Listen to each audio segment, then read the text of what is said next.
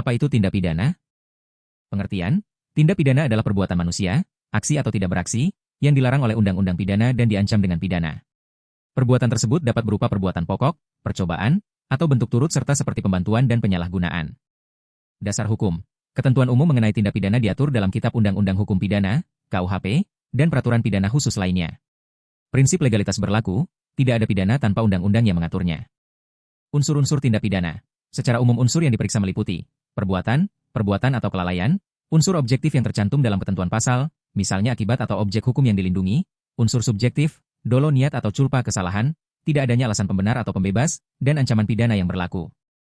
Kesalahan dan pertanggungjawaban. Pertanggungjawaban pidana mensyaratkan adanya kesalahan dalam arti dapat dituntut, kesadaran dan kemampuan bertindak.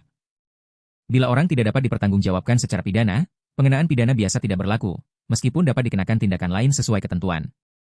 Klasifikasi, tindak pidana dapat diklasifikasikan menurut beratnya, misalnya kejahatan berat versus pelanggaran, sifatnya, dengan unsur niat atau kelalaian, serta bentuknya, kejahatan, pelanggaran administratif yang bersifat pidana, percobaan, dan kongsi pidana.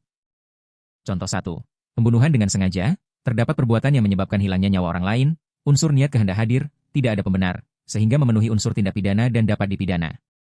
Contoh 2. Kelalaian berat yang menyebabkan kecelakaan fatal, bila unsur kelalaian yang tercakup dalam ketentuan terpenuhi dan mengakibatkan kematian, dapat diproses sebagai tindak pidana akibat kelalaian. Kesimpulan. Singkatnya, tindak pidana adalah perbuatan yang dilarang oleh hukum pidana, memenuhi unsur-unsur yang ditentukan oleh undang-undang, tidak dapat dibenarkan, dan menjadi dasar pengenaan pidana. Pemahaman unsur perbuatan, unsur subjektif, dan alasan pembenar sangat penting dalam penentuan pertanggungjawaban pidana.